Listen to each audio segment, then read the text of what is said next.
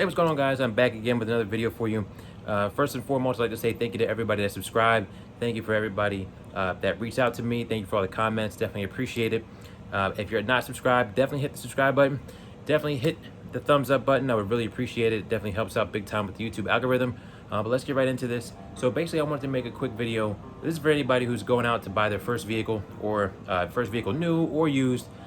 Just a couple of basic credit tips, basic things that could help you along your journey. So basically, the whole idea of credit, how they establish credit worthiness, is to make things easy for you. It's really basically just your ability to repay back loans over time.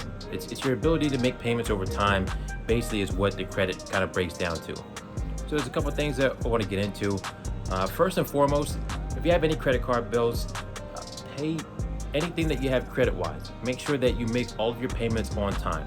I can't stress that enough. Timely payments are going to be one of your most important friends, one of your most important assets when it comes to keeping your credit good or maintaining your credit. You don't want to miss any payments. That's something that can really affect your credit in a bad way. Okay, so you really don't want to miss any payments.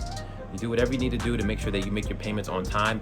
If you ever are late, or if you ever get into a jam where you can't make that payment, just make sure that you make that payment before the next 30 days, because that's when the bank or the company will report it to the credit bureaus. So make sure you make all your payments on time. Definitely can't stress that enough. Another tip that I can give you, just a quick overview: if you have credit cards, don't max them out. So basically, how these banks, how they make money, how they're able to print money off credit cards, is basically people charging up their credit cards, maxing them out, and making the minimum payment. That's something that you really don't want to do. So when they're looking at extending you credit, and if they look at your credit profile and they see like, okay, well, we extend this person credit, but they max it up, they run it up, and they're only making the minimum payment, it's definitely not good for you. It doesn't help your utilization rate, and actually can bring your score down. So really, my rule of thumb is no more than 30%. So basically, if they offer you a $1,000 credit card, you really don't want to spend more than $300 on it. Now, there are some people that can jump through the loophole and basically they could spend all of it and then just pay all of it back before it recycles the next month. That's a possibility too. If you want to do it that way, you can get points and things of that nature. But you really don't want to max out your credit cards. That's something that you really don't want to do. You want to keep it down to, like I said, 30% would be the max that I would recommend to load on your credit card. Keeps your utilization good, keeps your credit score up, and that's what we want as far as to get you approved for a vehicle. And then one of the final things, I see that everybody kind of wants these things to happen overnight, and with credit, like I said previously, it's your ability to repay back the loan over time. So time is going to be one of your best friends.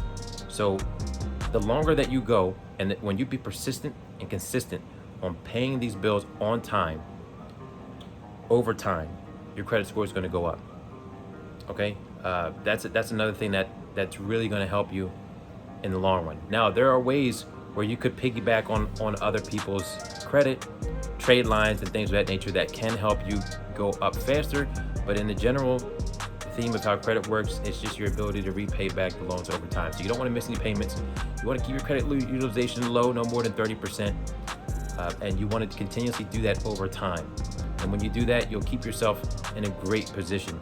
And also too, just because they're throwing credit cards at you doesn't mean that you want to just take everything that they throw at you, because a lot of times the interest rates on these credit cards are out of control, or maybe sometimes they just don't benefit you.